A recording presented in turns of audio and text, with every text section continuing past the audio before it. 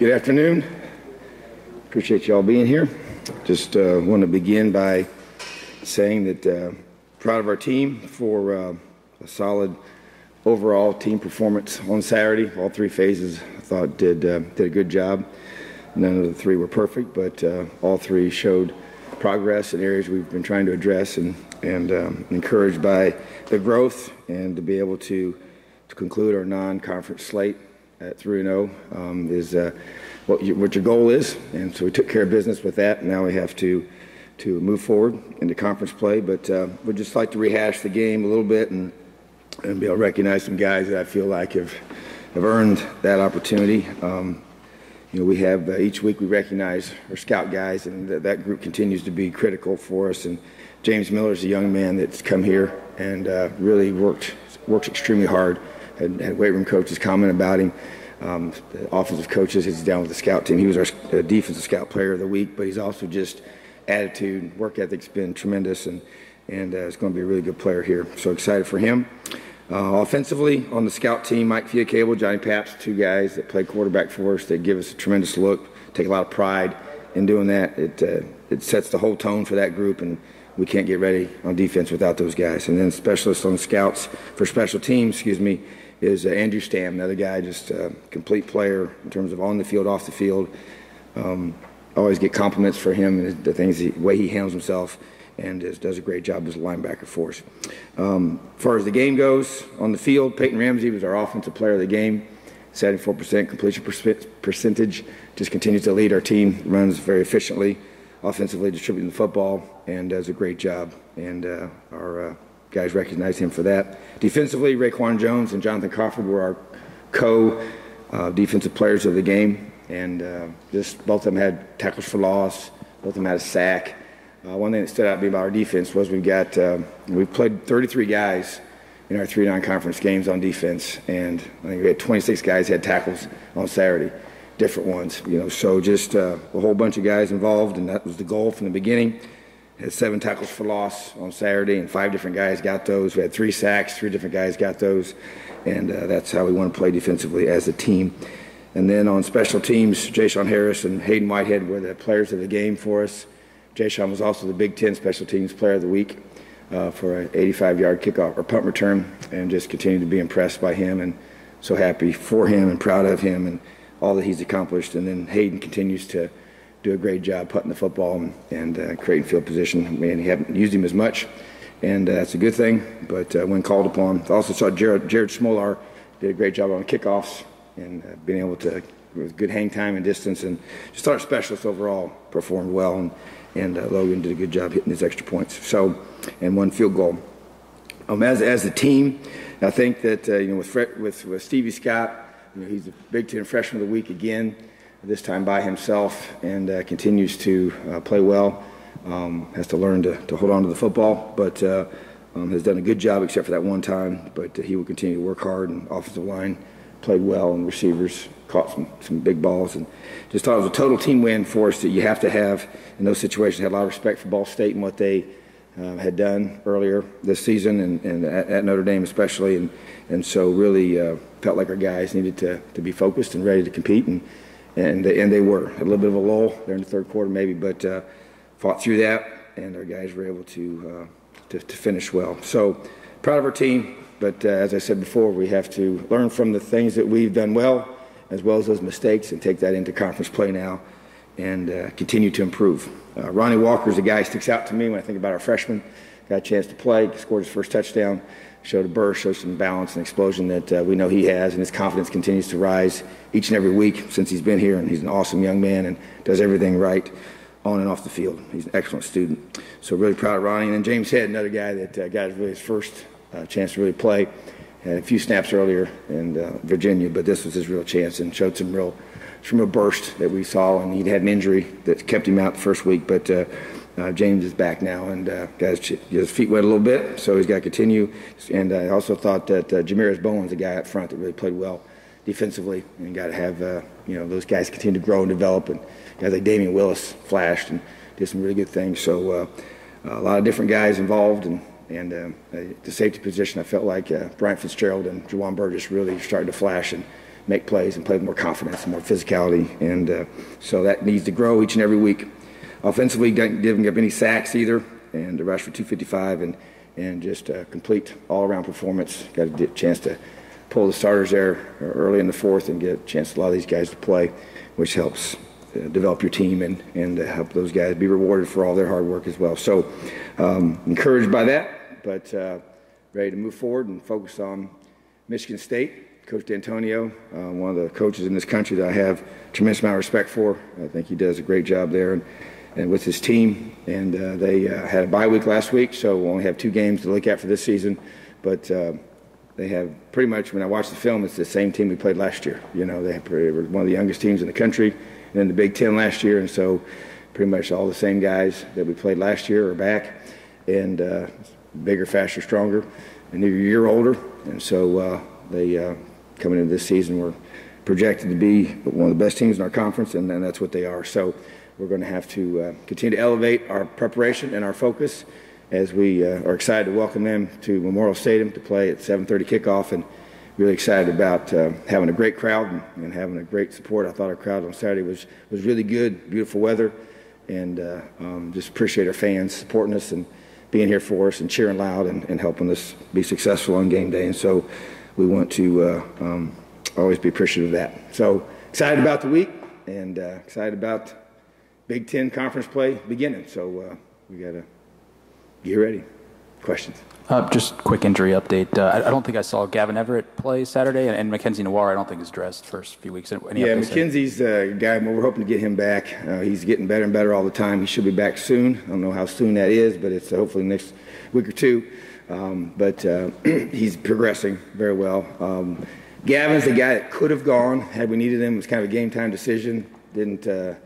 Wasn't really sure.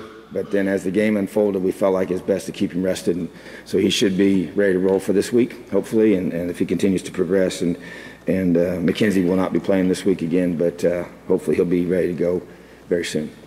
Coach, you mentioned Stevie Scott and ball security and that. Is that rule still in place that if you put the ball on the ground, you don't play the next series? I know that he didn't play the next series. I don't know if that was a steadfast rule. We're going to, if you make that kind of mistake, we're going to pull you out. The length of that's going to be up to. We don't have a hard and fast rule where you don't go back in the game at all. I know some staffs do that. But in practice, as soon as you do that, you have to start running until the coach tells you to stop.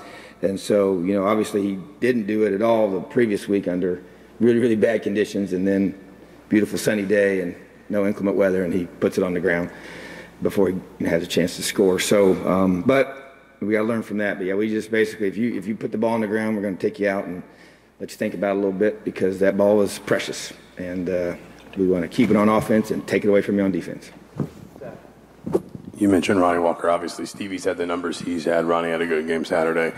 It's a little bit of a loaded question, but if push comes to shove, are you comfortable with a rotation where you've got 2 freshmen, true freshmen, playing prominent roles in the backfield? Because I know you've said you don't want it all to have to be on Stevie over the course of the season. Yeah, you would like to spread it out. There are 2 different types of backs, in terms of skill set and size and what they bring to the table. So we definitely have had the objective of trying to bring Ronnie along, and to get him ready. And so I was really glad to be able to see him out there and do some good things. And he, it's always it's amazing how our coaches do a great job. And then when a guy kind of has a feel for a guy being closer and closer to being ready, we've kind of been saying that about Ronnie for the last couple of weeks, and his growth throughout fall camp, and just kind of seeing him really kind of figure some things out. So I think I expected to get him in there and hoped we could, and glad it worked out. So we'd like to be able to get as many guys. We learned last year, you can never have enough running backs. They always seem to get, they get hit a lot for sure, and that's part of the position. So as many we can have, the better, and Mike will continue to be a part of it, and all the other guys in that group. But yeah, I'd love to see Ronnie continue to grow and develop and share that load with the whole group of guys, so they can't key on any one of them. Yeah, following up on the injury question, you lost Cole early, but I know one of the goals with the new strength and conditioning guys was to see if they could help limit soft tissue injuries and whatnot. Overall, you guys have seemed pretty healthy. Is this as healthy as you've been going into Big Ten season since you've been here? Absolutely, and I've not been here very long, but in the few years I have been here, this is the healthiest we've been going in. Once we get, past, last year we started, the opening game was against Ohio State, but most years you don't play your first game against a conference opponent. So, but I do think it's a variable. I know injuries are always that, age-old question of how do you prevent them, and nobody wants them, and they're always going to be there in some form or fashion. So, but we've definitely focused on doing things in our preparation that would limit soft tissue injuries, and even purchase different mechanisms for that, and the guys that bought into it, and it's even part of their diet as well. Some things that we try to emphasize in their hydration, and so those all go into that part of your body, So, but injuries can't be prevented completely, but there's no question that we are currently experiencing less than we had a year ago, and that's a good thing. It really hurts us and hurt us last year, but we got to continue to have. And today was a big lifting day for us, and we've changed our entire schedule of the week. We changed the day we have off, we changed the day we lift, we changed this, we changed a lot of things under the direction of an advice that I followed from Dr. Ray and Coach Ballou and all their studies. And so the objective is that we are at peak performance at kickoff each week, and then also peak performance week 8, week 9, week 10, week 11, week 12, and the bowl game. So that's the objective, that's the goal, and that's what we're trying to get to. So so far, we've seen definitely some positive results of that. With WAP, has he been a guy who's been as involved as you'd like to see so far, or is there still maybe some things you'd like to see him get involved with moving forward? I think he'll continue, and it's just we do have, and it's a good challenge to have. We have more playmakers on offense than we had, I feel, a year ago, and so there'll be, I think, different games and different guys will be, based on how they're playing us, and sometimes you don't even know that till the game starts, and you can scheme a certain way, and there'll be games when he'll get a whole bunch of catches, but he's going to touch the ball now, and we got different guys that we can get the ball to, and he's extremely explosive, and you saw when he got the ball in his hand Saturday, what he can do with it. So I just think that each week it varies, and that'll be something that whatever we're going to take what they're giving us, and that may be run game wise, pass game wise, and I believe we have the scheme and the personnel to take advantage of it. You mentioned that this is kind of the similar team to what you saw last year. Just in the 2 years that you've been here, obviously you beat them at home 2 years ago, and then last year played them down to the wire. I mean, what's kind of the mindset going into a game against a team that, to a degree, you've had a lot of success against at least the last 2 years?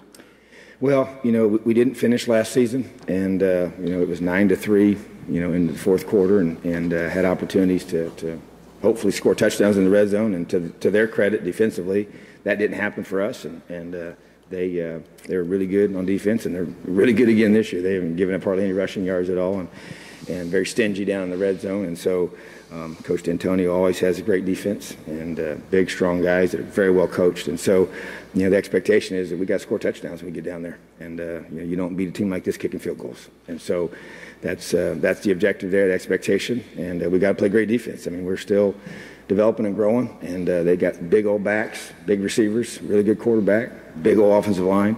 And, they're a bona fide, legit Big Ten football team that's contending for the Big Ten championship. So we're going to have to play our best game of the season, have our best week of preparation, and execute at the highest level in all three phases.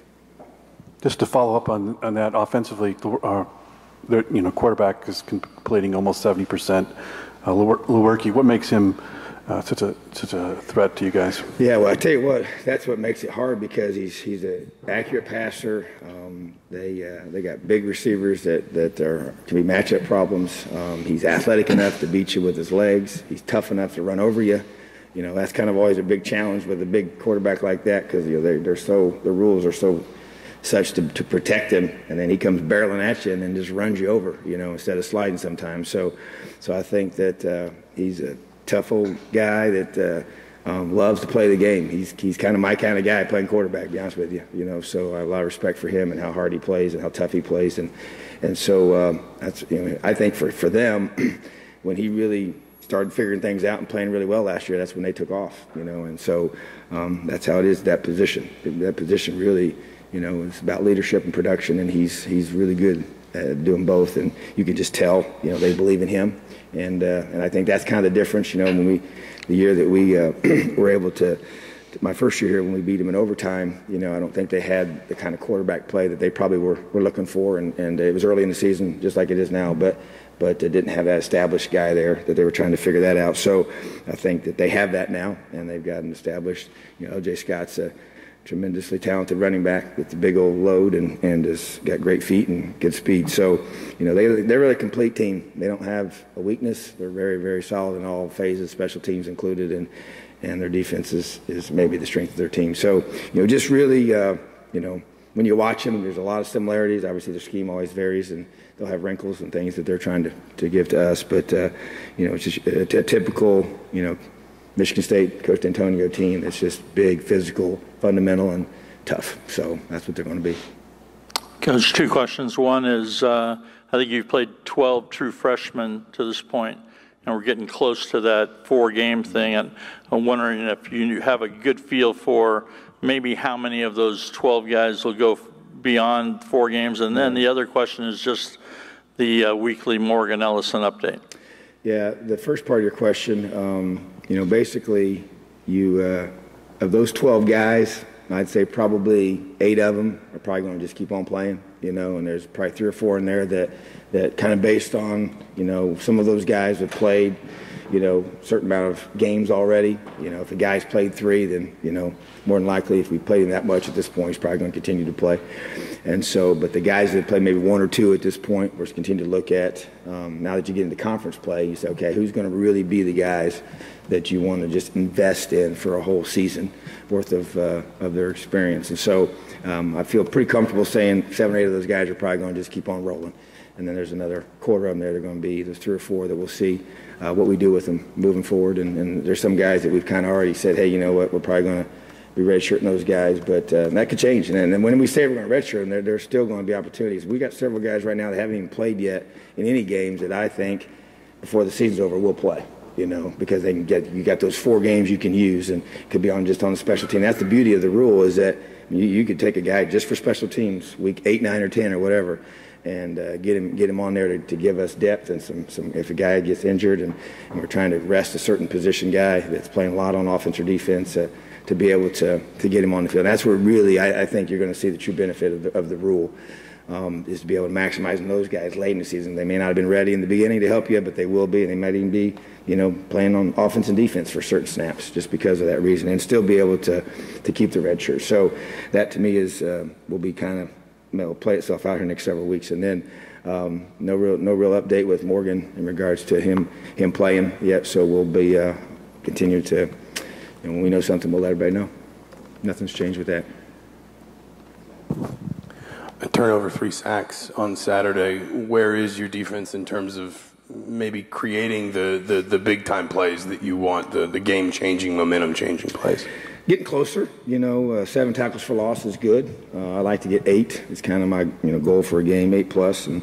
And 3 sacks is our goal. 3 takeaways is our goal. We didn't get that, and that's disappointing. We had 1 chance. We dropped a pick. I thought was a very makeable catch, one of those is kind of right there, and we had the quarterback secure. I thought it could have been a pick 6. There was green grass ahead of him, and he's fast, and so we can't drop those really, really. I don't even like. Sometimes you drop the ball and you're like, I'm mad.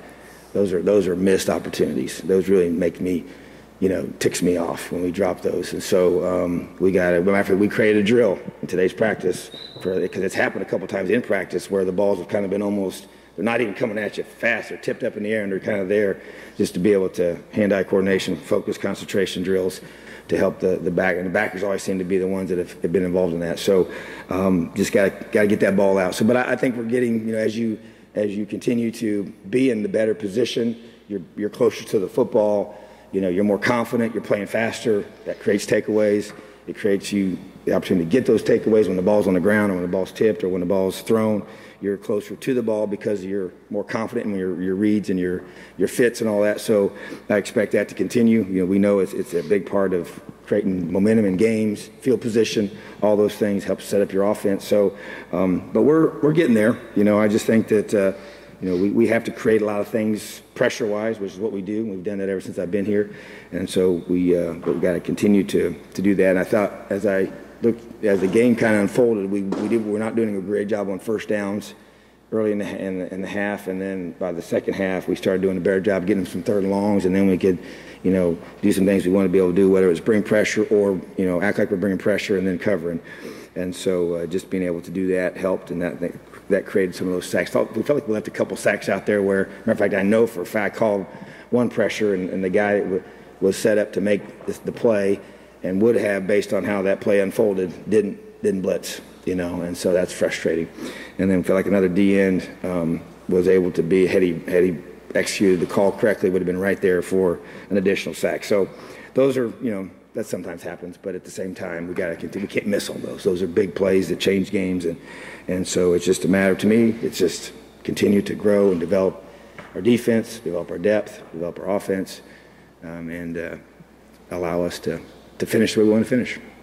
Tom, how much of a concern with Michigan State having changed a lot of personnel in the first couple of games due to injuries or those kinds of things, and then a bye week in addition to that, how much of a concern is it that in your preparation for Michigan State that you're going to have to make a lot of adjustments? Yeah, I think that's going to be the reality. I'm sure they're like everybody else. They're not going to just advertise exactly who's going to be there or not be there. We don't know who's back or not or whatever. I just, the way I approach it is, you basically, you got to be great in-game coaches, early in the year. A lot of question marks. They've only played 2 games by already having their bye week. So, we don't have a big body of work to study on. Obviously, we have, previous seasons, and all of their coaching staff's been pretty consistent on that side of the ball. So I think it definitely puts you at a disadvantage in some ways. But you have to adjust on the run, and you basically build your plan up based on what you know. And that's what I try to build on what you know and adjust on what happens that you may not know. And so you don't want to chase a bunch of ghosts on what may or may not possibly happen. And the personnel part of it, they'll announce certain things and then who's in and who's out. But to me, they're going to have whoever they have in that spot's going to be ready to play. And they'll do a great job. So, there definitely is going to be some unknowns for sure. So you talk about freshmen playing on special teams. Talk about Jamar Johnson on that punt return by Jason. Yeah, I tell you, Jamar Johnson is one of the best athletes on our team. I've said it already. He can play all 5 defensive positions. When I say all 5, he could be a corner, either side of the corner. He could be, a free safety. He could play rover. He could play husky. And there's not many guys on our team I could say that about.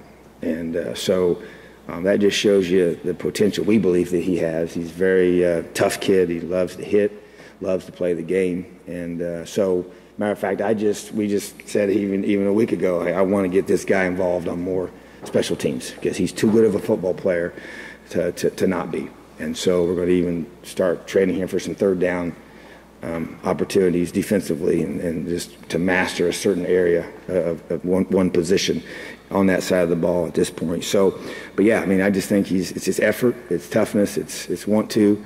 And even that we didn't even have a return set up. We were going for a block on the punt return for a touchdown. And so what happened after we go for the block, it does create some space within, naturally because they got to, protect first and then cover. And so, but then it just took flat out effort for guys to get in position because then from there, Jason was just being Jason. He just started, seeing the crease and taking it. And so then our guys just got in position and we coach them to what to do after they, go for a block and don't get it. And then we peel back and so, bought into that and guys were getting heads across and you always worry about blocks in the back and you see those a lot on, even at the NFL level. It's like every time there's a punt return, it just seems like there's always a block in the back in the NFL. So we have to coach really hard for that and eliminate those mistakes. But fortunately, no one did that. But just looking for guys to legally hit, in the front and do it within the rules and the way they're structured now. So just Jamar is just a really good football player that I think's got a really bright future here. Forgive kind of an open-ended question, but where do you feel like this team needs to go next? You've completed a perfect non-conference season. You talked about feeling like there was progress in all three phases last weekend. Where does this team need to go next in your mind? Where does it need to grow next, I guess? Win Big Ten games, period. That's what's next. We got to win Big Ten games, and one at a time.